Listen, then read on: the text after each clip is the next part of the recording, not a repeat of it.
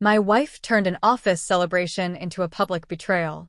I still remember the exact moment I realized my marriage was already over, even though my wife was standing just a few feet away from me, smiling like nothing in the world was wrong. It was supposed to be a celebration. That was the word printed in bold letters on the email invitation. Annual office success night. A rented banquet hall. Music. Speeches. Applause. A night to honor achievements. My wife insisted I come. She said it would mean a lot to her. She said she wanted me there, beside her, as her husband. I believed her. I even bought a new suit. The old one didn't feel right anymore, like it belonged to a version of me that had already started fading.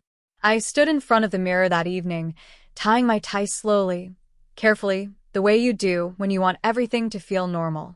She walked past me in a dress I'd never seen before, elegant, fitted, expensive. She barely looked at me. "You ready?" she asked, already checking her phone. I nodded. During the drive, she talked about work. About how hard she'd worked this year. About her team. About how her boss had promised it would be a special night. She didn't ask how my day was. She didn't ask if I was excited. She didn't even reach for my hand. At the venue, the room was glowing. Warm lights. Round tables. Champagne glasses already filled.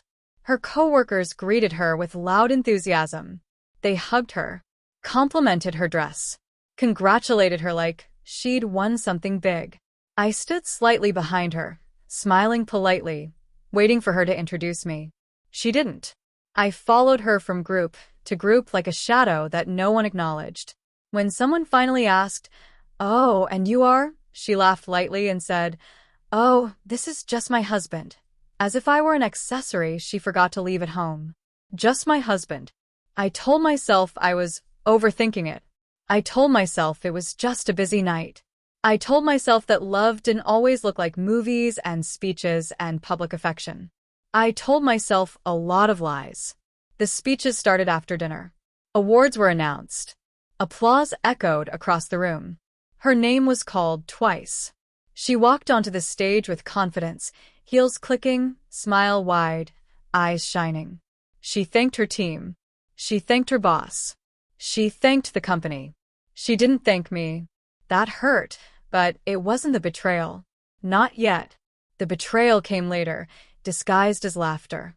After the formal part ended, the music grew louder. People gathered near the bar.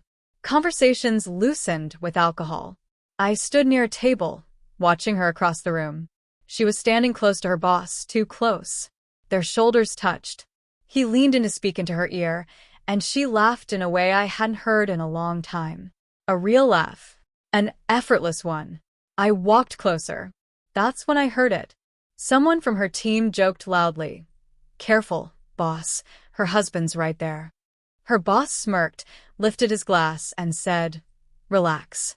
He knows his place." Laughter erupted. My wife laughed the loudest. Not nervous laughter. Not uncomfortable laughter. She laughed like she agreed. I stood there, frozen, while a room full of people laughed at me. Not with me. No one looked embarrassed. No one looked shocked. This wasn't new to them. This was familiar. I waited for her to say something. To correct him. To defend me. To look at me and realize what was happening. She didn't. Instead, she leaned closer to her boss and said jokingly, "Don't get him started. He's sensitive." More laughter. That was the moment everything inside me went quiet. I didn't yell. I didn't cause a scene. I didn't walk out dramatically. I simply turned and walked toward the exit. No one stopped me. No one noticed. Not even her. Outside, the air was cold. My chest felt tight, like I'd been holding my breath for years and only just realized it. I sat in the car, hands on the steering wheel, staring through the windshield, replaying every moment of the night, every small disrespect I had ignored long before this evening. She came out almost 30 minutes later, heels in hand, laughing on her phone. She opened the car door and froze when she saw my face. "What's wrong with you?" she asked, annoyed. I looked at her and realized something terrifying. She genuinely didn't know. "You humiliated me," I said quietly. She rolled her eyes. Oh my God, don't be dramatic. It was a joke. A joke, I repeated. You let your boss tell a room full of people that I know my place. She shrugged. You're too sensitive. That's how they joke at work. And what about you? I asked. What's my place to you? She looked away. That told me everything. The drive home was silent. When we got inside, she went straight to bed without another word. I stayed in the living room, sitting in the dark, listening to the sound of a woman sleeping peacefully after breaking her husband in public. That night, I didn't cry. The crying came later. In pieces. In private. In moments when no one was watching. Over the next few weeks, I noticed things I had ignored before. Late nights. Secretive smiles at her phone. Conversations that stopped when I entered the room. A sudden coldness toward me that felt intentional.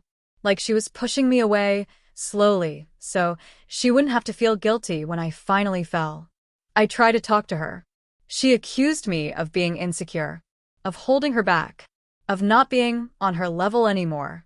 That phrase haunted me. On her level. As if marriage were a ladder she had climbed while stepping on my shoulders. One night, I asked her directly if there was someone else. She didn't deny it. She said, "It's complicated." That was the second betrayal. The first one just happened to be public. I moved out quietly. No shouting. No begging. No dramatic confrontations. I packed my things while she was at work. I left a note on the table. Not angry. Not accusing. Just honest. I deserve respect. I hope one day you understand what you lost. She didn't call me for 3 days.